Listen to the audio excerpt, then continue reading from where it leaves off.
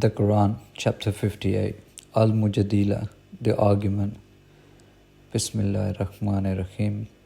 Allah has heard the statement of she who urged with you concerning her husband. As she complained to Allah, Allah heard your conversation, Allah is hearing and seeing. Those of you who estrange their wives by equating them with their mothers, they are not their mothers. Their mothers are none else but those who gave birth to them. What they say is evil and a blatant lie, but Allah is pardoning and forgiving. Those who estrange their wives by equating them with their mothers, then go back on what they said, must set free a slave before they may touch one another. To this you are exalted, and Allah is well aware of what you do.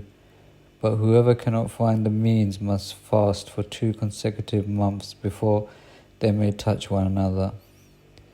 And if he is unable, then the feeding of 60 needy people. This is in order that you affirm your faith in Allah and His Messenger. These are the ordinances of Allah. The unbelievers will have a painful punishment.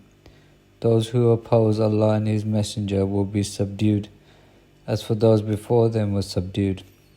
We have revealed clear messages. The unbelievers will have a demeaning punishment. On the day when Allah resurrects them all and informs them of what they did, Allah has kept count of it, but they have forgotten it. Allah is witness over everything. Do you not realize that Allah knows everything in the heavens and everything on earth? There is no secret concealed between 3, but He is their 4th, nor between 5, but He is their 6th, nor less than that, no more, but He is with them wherever they may be. Then on the day of resurrection He will inform them of what they did. Allah has knowledge over everything. Have you noticed those who were prohibited from conspiring secretly, but then reverted to what they were prohibited from? They conspire to commit sin and aggression and defiance of the Messenger. And when they come to you, they greet you with a greeting that Allah never greeted you with. And they say within themselves, why does Allah not punish us for what we say? Hell is enough for them. They will roast in it. What a miserable destiny. O you who believe, when you converse secretly, do not converse in sin and aggression and disobedience of the Messenger, but converse in virtue and pity and fear Allah, to whom you will be gathered. Conspiracies from the shaitan, that he may dishearten those who believe, but he will not harm them in the least, except by the leave of Allah. So let the believers put their trust in Allah. O you who believe, when you are told to make room in your gatherings, make room. Allah will make room for you. And when you are told to disperse, disperse. Allah elevates those among you who believe and those given knowledge. Many steps. Allah is aware of what you do. O you who believe, when you converse privately with the Messenger, offer something in charity before your conversation.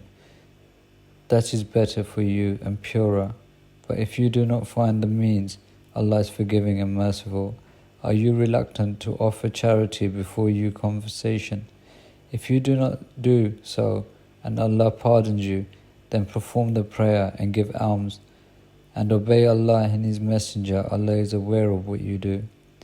Have you considered those who befriend a people with whom Allah has become angry?